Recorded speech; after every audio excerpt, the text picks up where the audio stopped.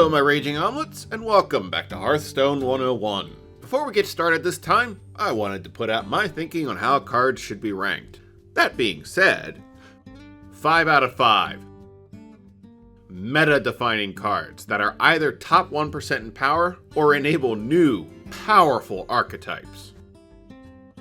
4 out of 5. Safe auto-includes for a number of decks. Not quite meta-defining, but a safe bet to see consistent play. 3 out of 5. A card you can justify putting in your deck for at least one situation, but as a standalone, just isn't inspiring. 2 out of 5. Something you would never put in your deck, but has enough value that you'd be happy to see it in the Discover mechanic.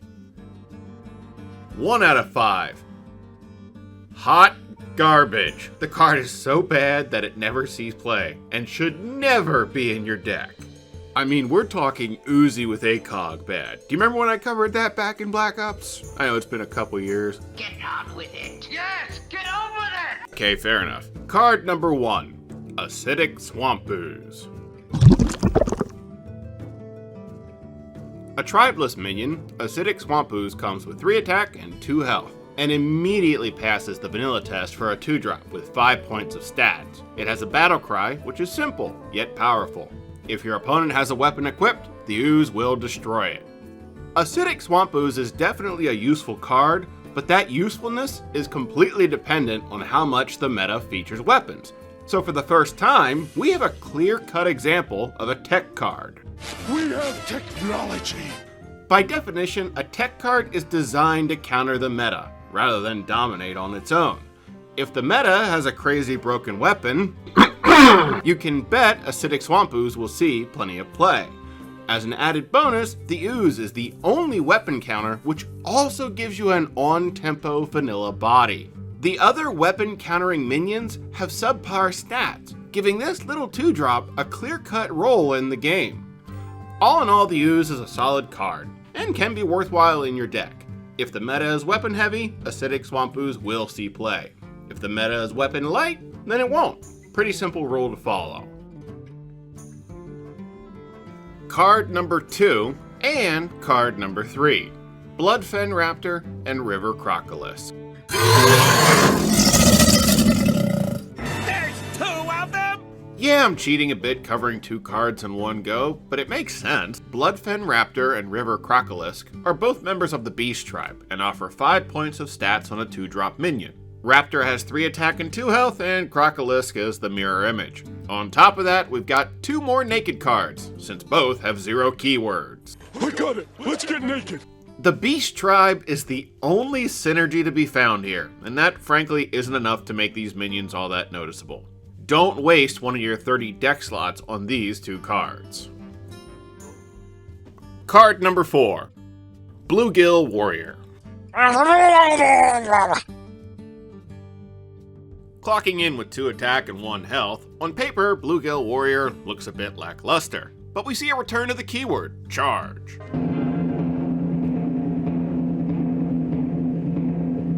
Every single Murloc deck under the sun includes Grimscale Oracle and Murloc Warleader. So in effect, Bluegill Warrior really is more like a 3+ attack minion, and will see play if the Murloc tribe has support in the expansions. When that happens, Shamans and Paladins are always happy to make good use of Murlocs, and we've seen plenty of decks over the years where Bluegill Warrior is pretty much an auto-include. If Bluegill has any issue though, it is a little too role specific. Murlocs focus on tribal play, so occasionally you'll see players bring 1 rather than 2. Still, that's a minor critique. Bluegill is solid and sees plenty of play. Card number 5. Frostwolf Grunt. What you want? 4 points of stats and the keyword taunt on a tribeless minion. At best, you can call this serviceable, but the minion is that much worse when you consider we've seen over a dozen cards outclassing it over the years.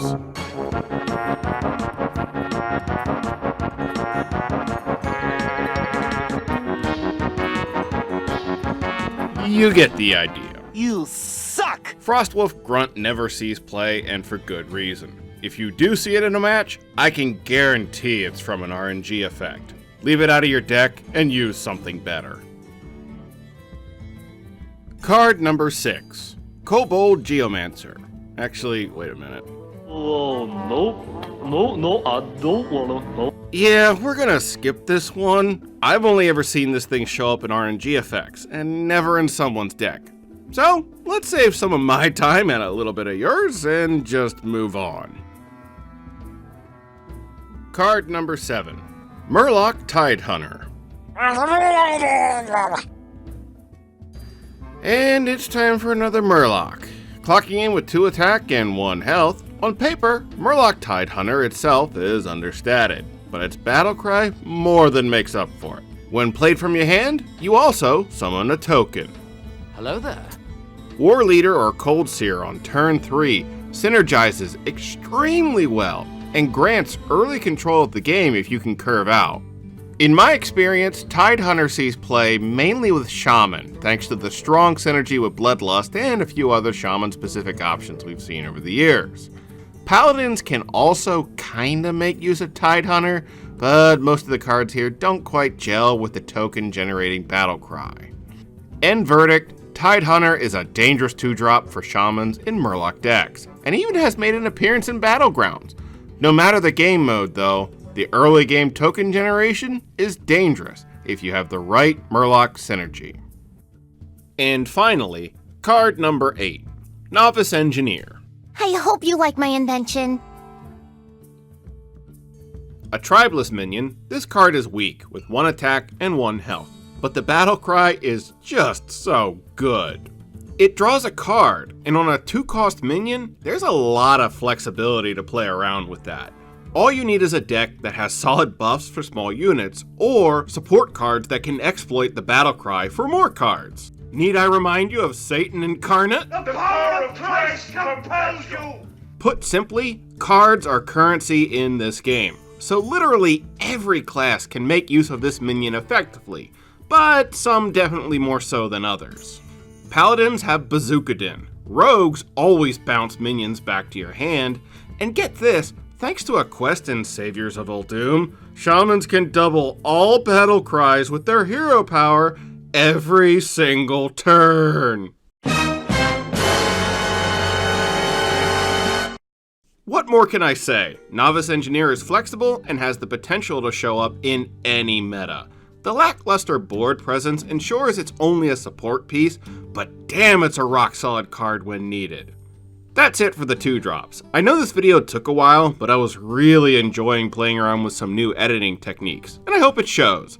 Hopefully I've managed to post this before Descent of Dragons, because I really want to shift over to a review of something from the new set next. Until then, this is Raging Amish, checking out.